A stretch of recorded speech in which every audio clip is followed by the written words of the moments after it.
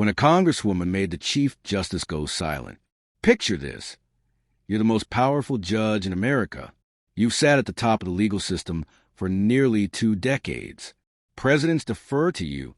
Lawyers tremble before you.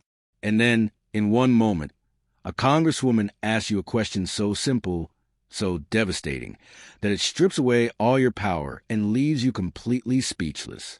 This is a story of how Representative Jasmine Crockett did exactly that to Chief Justice John Roberts, and why that moment changed everything. The setup: it was a spring day in Washington, D.C., and the atmosphere in hearing room 2141 of the Rayburn House office building was electric. Cameras lined the walls, their red lights blinking like watching eyes. This wasn't just another boring congressional hearing. This was about to become televised history.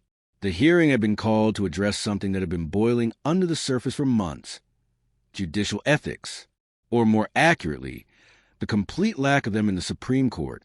Reports had been surfacing about justices taking luxury trips with billionaires, accepting expensive gifts, and maintaining relationships that looked less like judicial independence and more like judicial corruption. At the center of it all sat Chief Justice John Roberts, calm, composed, and radiating the kind of quiet arrogance that comes from decades of unchecked power. His legs were crossed, fingers laced, chin slightly raised.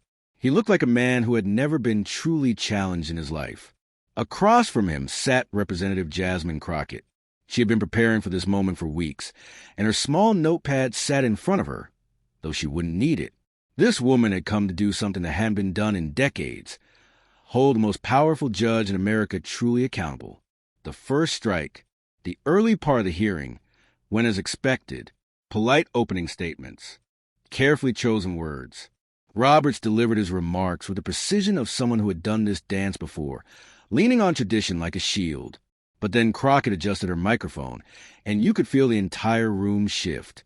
"Chief Justice Roberts," she began, her voice cutting through formality like a blade, "I'd like to speak plainly.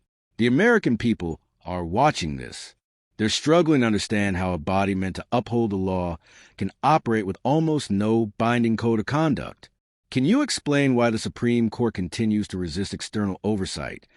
Roberts gave the expected response about taking ethics seriously and adhering to long-standing principles. "With respect," Crockett interrupted, "that's not what I asked. I asked why you're resisting oversight, not whether you think ethics matter. There's a difference." The room went quiet. Pens stopped clicking. People leaned forward. Roberts tried to deflect with talk about constitutional independence, but Crockett wasn't having it. "So you're saying independence is more important than transparency? The court must remain free from political influence." And then she dropped a line that changed everything. "Are billionaires with private jets not a political influence?" The silence that followed wasn't dramatic. It was real. The kind of quiet that happens when someone asks a question that everyone knows the answer to, but no one wants to say out loud. The laugh that broke everything. But what happened next was a moment that would define this entire hearing. As Crockett continued pressing about luxury trips and undisclosed friendships, as she methodically built her case layer by layer, Chief Justice Roberts did something unthinkable.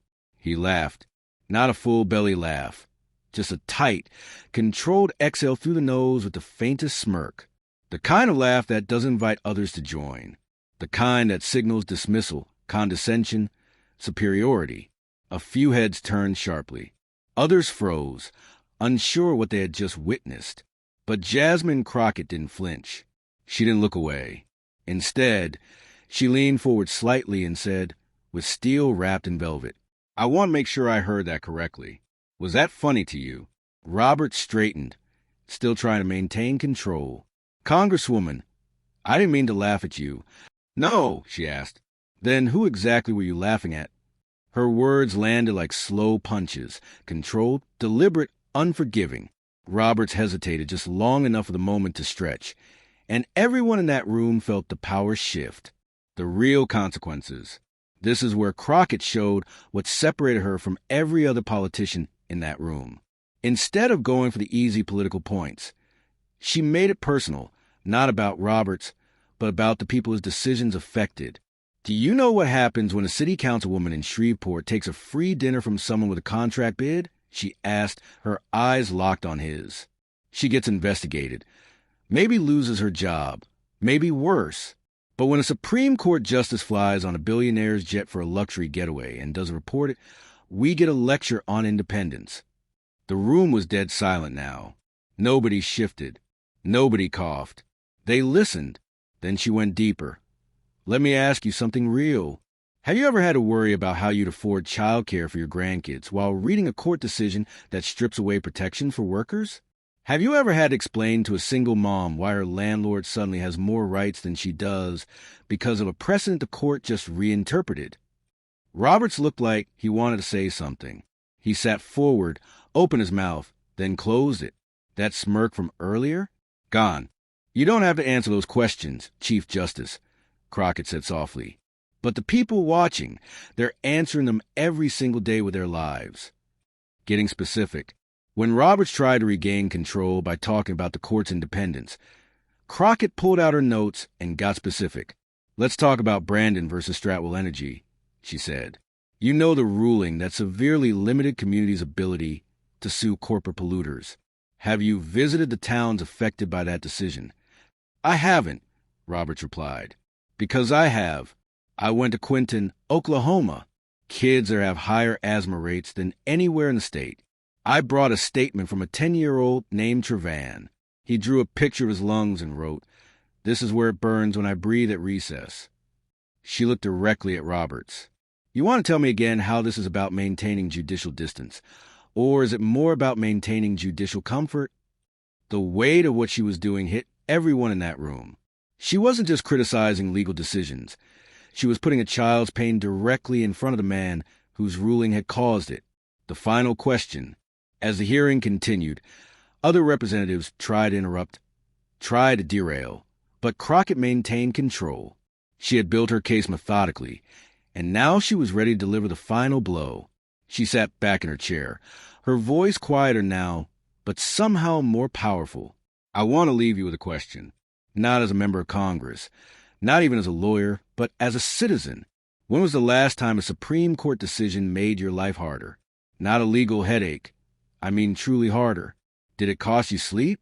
Make you cancel a plan? Did it force you to choose between two things you couldn't afford to lose? Robert said nothing. He couldn't. The question had exposed a fundamental problem with a system where the people making decisions never face the consequences of those decisions.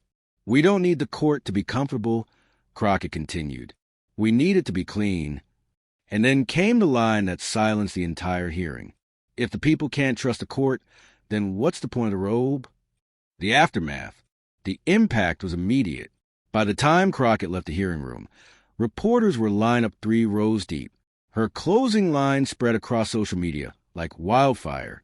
But this wasn't just viral noise, it was a wake-up call.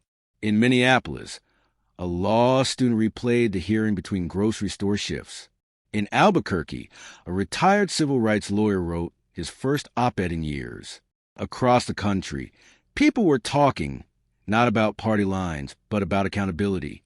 Roberts didn't release a statement that day. But something had changed. When he spoke at a legal conference the following week, his tone was different. Gone was the casual confidence. And when asked about court transparency, he said something no one expected. It's clear the public is asking questions, and maybe it's time we start answering them. The real victory. Within a week, the House Ethics Committee dusted off a long-buried proposal requiring the Supreme Court to adopt binding ethics rules. A petition for judicial reform gathered 400,000 signatures in 4 days. Crockett received handwritten letters from across the country, including one from a teenager in Mississippi that simply read, "Thank you for not letting him laugh." But the real victory wasn't in the headlines or the signatures.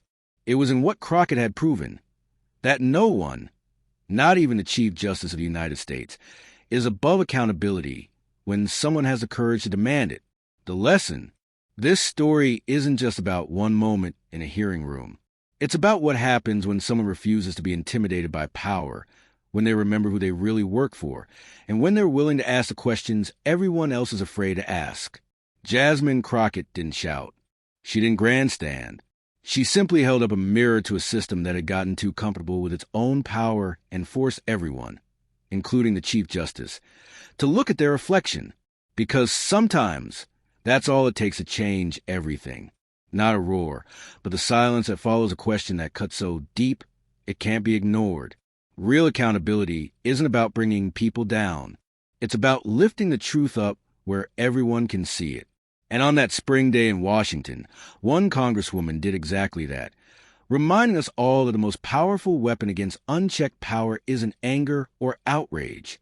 It's simply refusing to look away.